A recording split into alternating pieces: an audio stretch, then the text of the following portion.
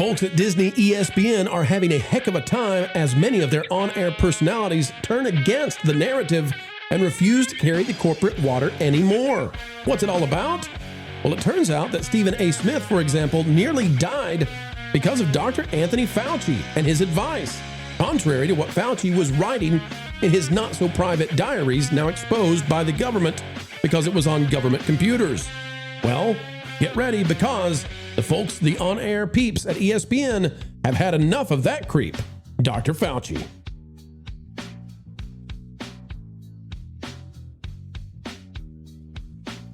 It is chaos behind the scenes at the Walt Disney Company as they try to figure out what to do with people who make lots of money and get tons of views on their airwaves. They're fed up with Dr. Fauci.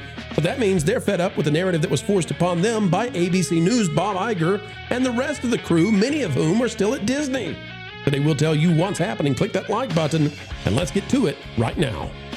When it came to towing the line and disseminating all the lies of one Dr. Anthony Fauci, and we can say that definitively now because of his diaries and the fact that he admits in his diaries, hey, I'm just fibbifying, the Walt Disney Company was perhaps the biggest company carrying the water.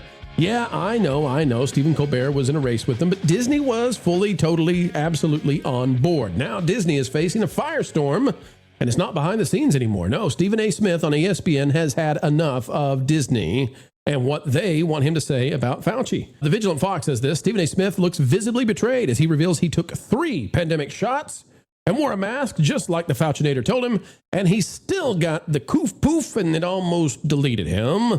Folks, we'll just play the whole thing and you figure out how is Disney going to handle this as Stephen A. Smith considers to rip into them, and you can understand why. Stephen A. Smith apparently almost lost his life to the guy on the right. For the self-adulation that he engaged in? You damn right I do. And let me just say, folks, there may be some language. Cover your kids' ears. We're not going to censor this since this guy almost lost his life to this stuff. And that's the kind of thing that'll get people to sing a different tune on Disney stations. Because some of the things that he was telling us to do was inconsistent with science, but he was telling us it was science that led to him making the decisions that he made. Masking, 6 feet distancing, the closing of businesses, forcing businesses to push those mandates upon people like me and others. Because I took the vaccine, and I took a booster, and I wore a mask. And we were told, hey, you ain't going to get COVID if you do that. And I got COVID. And damn it, it almost killed me. Going into 2022, I'm in the hospital 90 minutes before the ball is about to drop. And the doctor says, we've been at this for 3+ weeks. You got double pneumonia. You look really bad. If this antibiotic and this steroid does not work, Mr. Smith, I'm sorry, we're going to have to call your family. It looks that bad. But we should know in 3 hours. And through the grace of God, 3 hours later, I felt better after they gave me that steroid and that antibiotic. But those were the longest 3 hours of my life because I thought it was over. And I remember I had done exactly what Dr. Anthony Fauci was imploring us all to do. Now, we've seen in the diaries that Fauci didn't believe what he was saying publicly. We've seen in the diaries that Fauci kept on his government computer, and thus made it government property, that when he had his jibby jab, he had heart issues thereafter, lung issues thereafter, and did not disclose it to the public and said the opposite. And we all recall how CNN and MS Now and perhaps ABC News and some of these others, we all remember how they mocked people like Brett Favre, how they kept some tennis stars from even being able to go play in tournaments who refused to do this kind of stuff. We remember how they just absolutely ripped apart Joe Rogan, and claimed that he was eating horse stuff, we'll call it. I think that these diaries have just destroyed the last credibility of the media because everybody sees now what actually was going on. And the rage, Vash, that not everybody can switch, right? Some people, if they believe something, they'll never switch off of it, ever, never. It doesn't matter what the evidence shows. But there are the people in the middle like Stephen A. Smith. Mm-hmm. He almost died. And he's enraged that he almost lost his life to a moron, a sociopath, a guy who was telling us one thing and writing privately a totally different thing. And all the while people died alone in nursing homes, Fauci was writing down, I butt dialed Barbara Streisand. I can't believe can you believe? Oh, how cool is this? Vash, I think the narrative is going to be broken. And I think that corporate media, ABC News, ESPN, et cetera, they're going to have to figure out what do we do now that not even our on-air personalities will dare say what we tell them to anymore.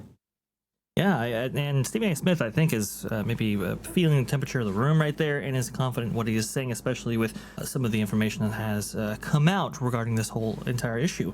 But even before the diary was revealed and its contents, there was some polling conducted by actually Richard Barris, which was very, very interesting, showing that the majority of Americans actually felt that they themselves or a family member might have been impacted by a certain medical procedure right there.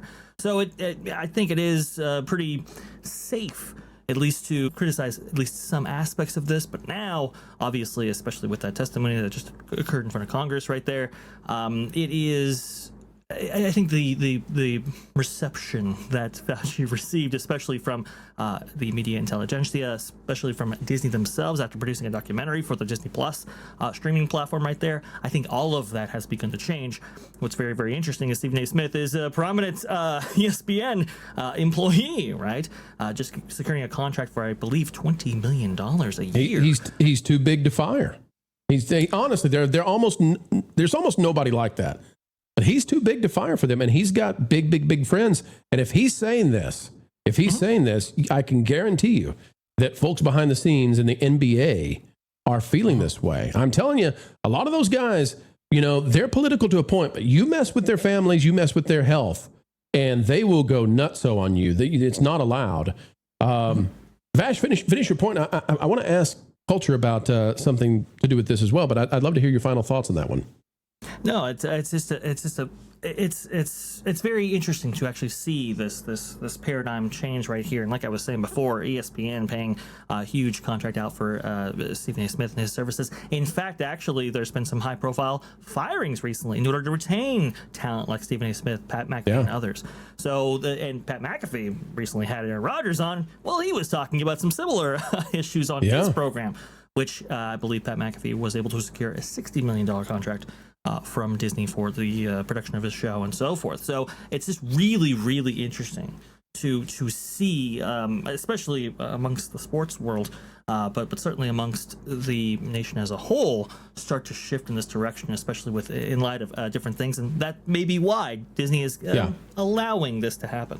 And the new media won here. I mean, the legacy media would have carried the water back in the day and told you what that pleading the fifth meant, really, and it was just the conservatives that were after him. But people are going to X now. They're going to places where they can find out what's real. And this whole narrative broke the legacy media, truly.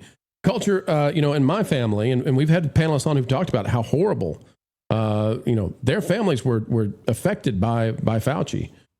People, have said that their relatives on the panel, that their relatives passed away in isolation and they could not get to them to be with them. And I think about how awful that is. In my family, months after one of my family members took this stuff, they suddenly had turbo cancer, which I didn't know there was a turbo cancer. That, back in my day, cancer was scary enough. We didn't need turbo cancer, but it's gone turbo now. That's no good. And so from the point of diagnosis to the end was like days, and no history of the C word, luckily, in the family before that. So can we prove that it was due to that? No, nobody can. And it also, the other problem here, Culture, is that is going to make people distrust science, because this guy came out and said, I am the science. And that's a shame, because I think there is a future where we can do, very important medical advancements with mRNA technology. But this guy has a history, and he betrayed all of the country maybe. And now the media and the studio execs are going to have to figure out what to do as their on-air personalities turn against them.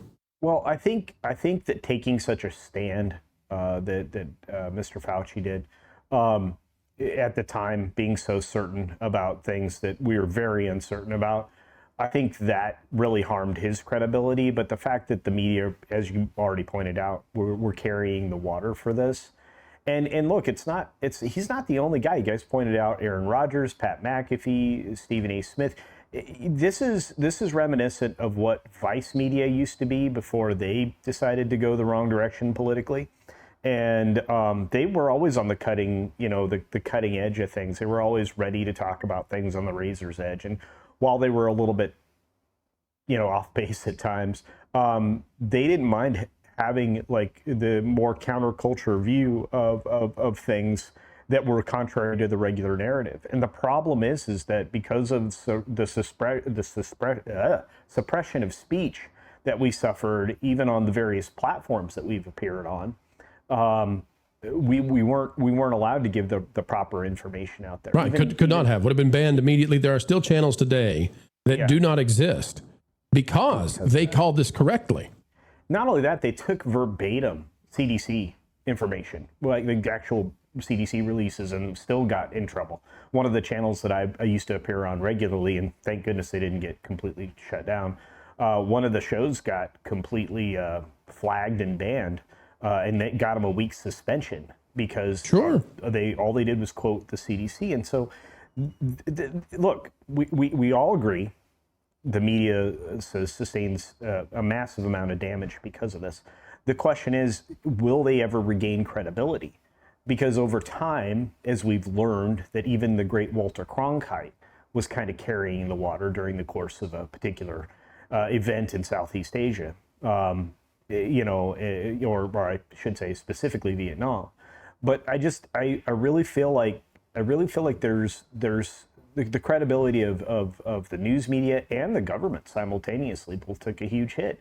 I don't know that people are ever going to trust either of those fully anymore. I think the institutions we've all felt have been mostly compromised, and I think it's put us in a position where we actually consider it unwise to take the word of people that are presented as authorities in various fields. That also gets us to a dangerous place. Yeah.